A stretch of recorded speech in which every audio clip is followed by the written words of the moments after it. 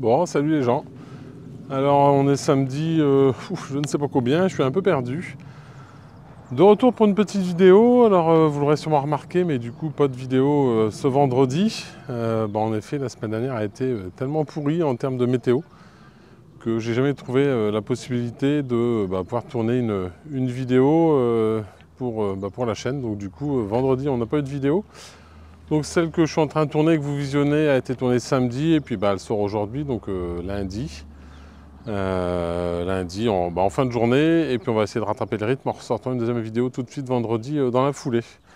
Alors le sujet du jour aujourd'hui, c'est 4 secrets. 4 secrets pas forcément bien gardés, mais 4 secrets donc, pour bien démarrer sa saison au potager. En effet, il y a quelques petites bricoles auxquelles il faut penser pour dire de bien attaquer sa saison dans le potager.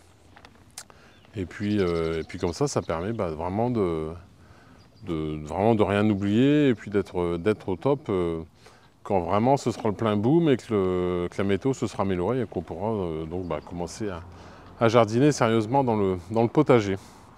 Donc voilà un peu les thèmes de la journée.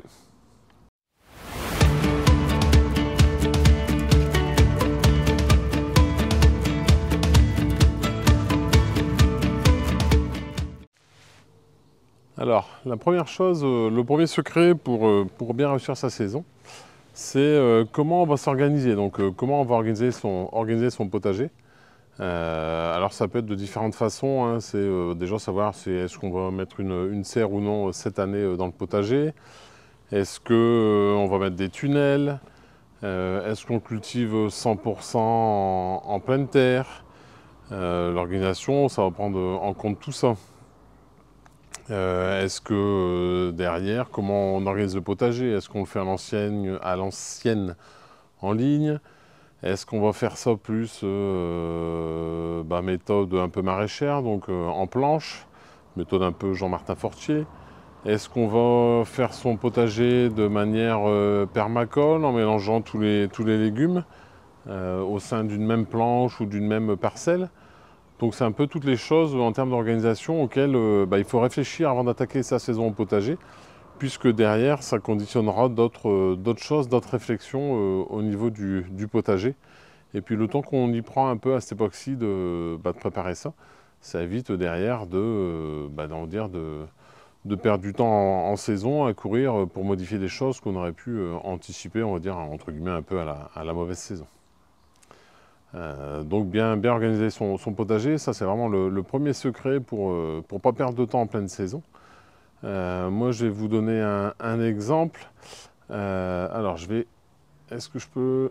Non, je ne peux pas faire comme ça. Allez, j'éteins et je remets en route. Donc en ce qui me concerne en termes d'organisation, l'année dernière j'avais fait évoluer mon potager. Pour ceux qui ont suivi la chaîne, j'avais une grande allée centrale. Et puis je cultivais ça un peu à la traditionnelle avec tout en ligne. Et puis donc l'année dernière, changement d'organisation. Et puis donc j'ai fait soit des parties allées, des parties en planche, donc des planches qui variaient de 80 cm de large à 1 mètre de large. Là ici entre deux, encore des allées. Et puis là ici par exemple la planche suivante. Donc l'idée était de mettre du paillage dans les allées du milieu, chose que j'ai pas eu le temps de faire l'année dernière, mais que je vais faire cette année. Donc pourquoi j'étais parti moi sur cette organisation par exemple. Donc là on voit l'ail d'automne qui est plutôt pas vilain.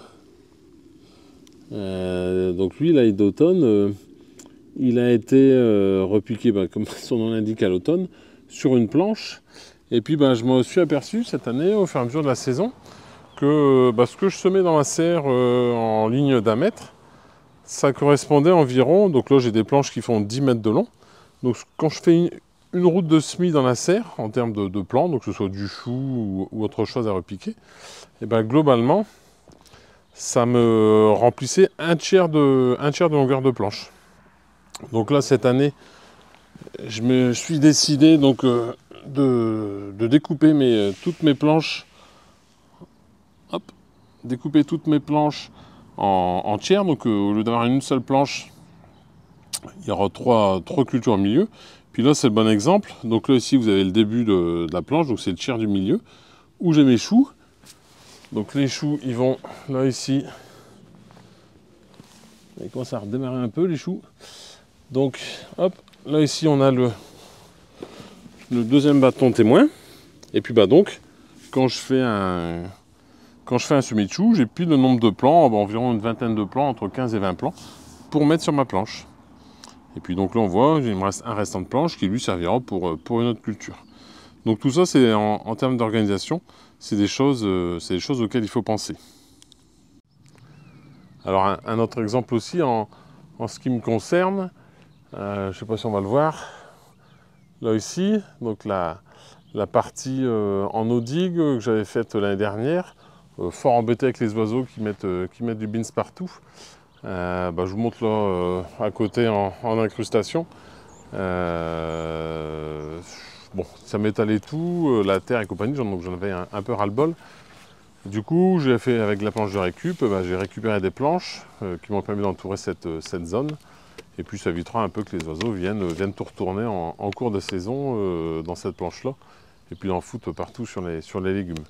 Donc on va faire le test comme ça cette année. Donc tout ça c'est pareil, ce sont des choses qui en termes d'organisation doivent être anticipées auparavant.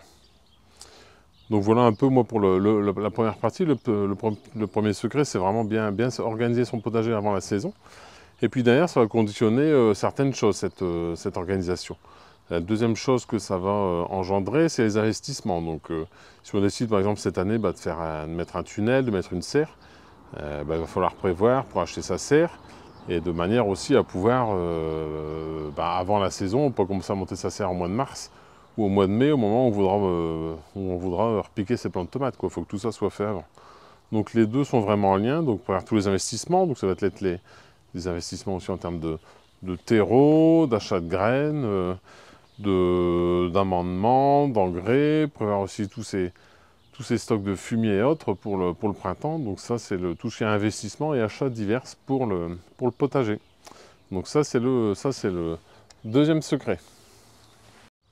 Alors le troisième secret aussi, ça va être d'anticiper un maximum tout ce qui peut être fait avant. Donc l'anticipation, dans beaucoup de métiers, beaucoup de boulot, c'est hyper important.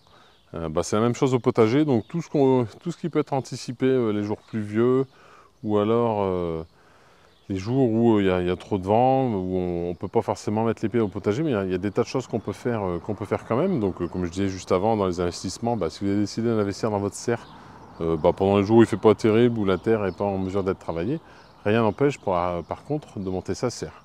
Donc anticiper un maximum, donc anticiper les investissements en lien avec ce qu'on a dit juste avant.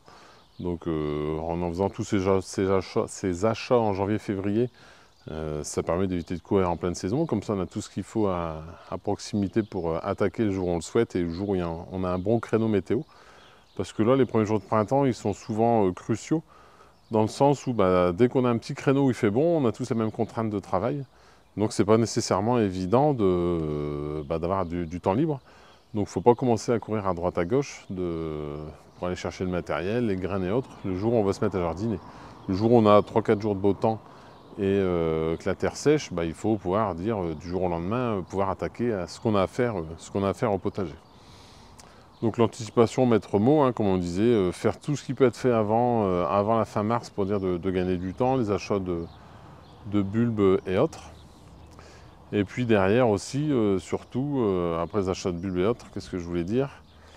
Je suis perturbé parce que j'ai plus de batterie alors sur mon téléphone, je pense, ou alors sur la perche, on verra bien. Je disais quoi? Je ne sais plus, je me suis perturbé tout seul. Anticiper un maximum, donc c'est aussi dire aller chercher ces fumiers, ces amendements, pour ceux qui mettent du compost ou du paillage, commencer à faire des stocks de paillage, de manière à les avoir à disposition pour attaquer le potager le moment venu.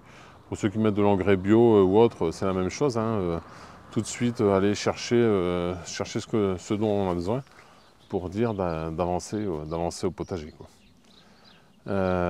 Puis c'est pareil, une fois que tout ça c'est là, rien n'empêche, avant d'attaquer la saison, de commencer à étaler son paillage ou comme moi qui mets pas mal de fumier, attaquer son fumier, à l'étaler au niveau du potager. Alors ça c'était le troisième secret, donc l'anticipation maximum, anticiper au maximum tout ce qu'on est en mesure de faire de manière à vraiment pas perdre de temps le moment venu, et puis pouvoir taper dedans, saquer dedans, comme on dit dans le Nord-Pas-de-Calais, saquer dedans, boire rien, pouvoir, bah oui, voilà, quand ça sera le jour J, pouvoir attaquer tout de suite et vraiment être productif, on va dire, en termes de travail.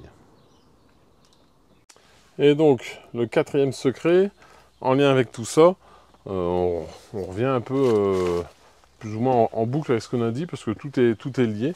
C'est vraiment nettoyer son potager, donc vraiment, comme on disait, anticiper, donc nettoyer son potager, préparer sa serre. Pareil, dans l'anticipation, préparer sa serre, c'est hyper important. Je voulais dire quoi d'autre, je ne sais plus, j'ai perdu le fil. Ah oui. C'est pareil, pour ceux qui utilisent un peu de matériel motorisé comme moi, c'est vérifier que son matériel fonctionne. Là, par exemple, j'ai fait un test samedi dernier pour voir si le motoculteur démarrait pour les labours. C'est pas le cas, il est en rade, carburateur encrassé. Donc du coup, là, avant de faire la vidéo, j'aime bien nettoyer le carburateur. Et puis comme ça, soit demain, soit la semaine prochaine, on remontera le carburateur, on vérifiera que ça fonctionne, de manière à ce que le jour J où ce sera bon à labourer, pas commencer à passer une demi-journée à bricoler son matériel pour dire pouvoir travailler.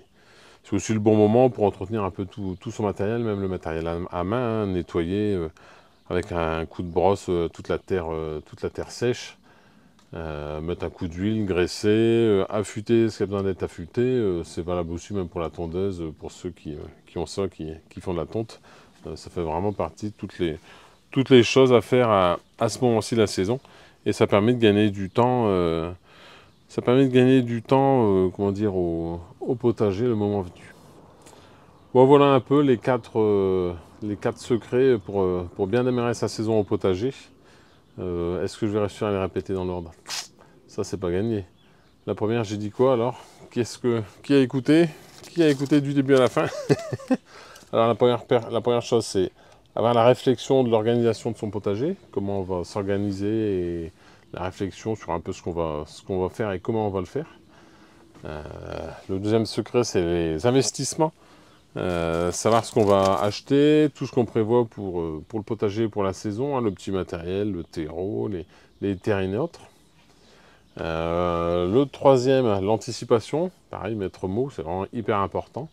Et puis en lien avec l'anticipation, donc c'est la suite de l'anticipation, ça c'est le 4, c'est nettoyer et puis attaquer tout ce qu'on a à faire au potager au plus tôt, de manière à vraiment ne pas perdre de temps en pleine saison dès que ça sera le coup de feu, parce que là ça va pas mal tarder, ça va arriver dans peu de temps.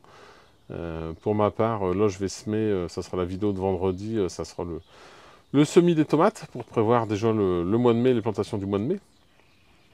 Donc tout ça, ça s'anticipe, ça se réfléchit, et puis de manière à être prêt vraiment le moment venu. Bon voilà pour un peu cette petite vidéo intermédiaire. Vendredi, vidéo sur le semis des tomates, comme ça on attaque vraiment la saison jardin. Il y aura pas mal de semis encore à faire dans la serre sur ce mois de mars, mais on fera une vidéo dédiée un peu sur les travaux à faire au mois de mars au potager. Et puis je vais essayer de reprendre un peu les séries que j'avais pas vu de faire, maintenant que je suis à peu près guéri, les séries que j'avais pas vu de faire au mois de janvier dans la présentation de l'année à venir. Et puis aussi une petite dernière chose, donc ça y est, j'ai attaqué, changé de vie. Alors c'est pas un changement non plus radical, le but était de quitter un peu le commerce et ses horaires à rallonge pour avoir un métier qui me permet de profiter un peu plus de mes passions, hein, comme le potager, les abeilles et autres, ou la mécanique un peu agricole. Donc voilà. Donc du coup, j'ai changé, je viens de rentrer à la vie active. Donc c'est des ateliers dans lesquels on aide à réinsérer les personnes en situation de handicap. Donc c'est un gros changement, il y a une grosse partie sociale dans ce métier. Toujours en lien, puisque moi je vais être chef d'atelier en espace vert, donc je vais gérer des équipes d'espace vert dans leur boulot de tous les jours, l'organisation et autres. Donc ça va commencer c'est un nouveau changement de vie, un peu un retour aux sources, à mes études initiales. On quitte le commerce pour revenir en espace vert, mais on reste toujours dans le domaine.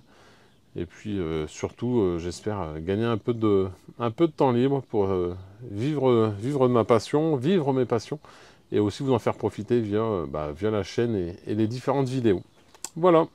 Allez, on se retrouve vendredi. Moi, je vous dis à bientôt. Tchuss mes gens, abonnez-vous, likez les vidéos et à plus!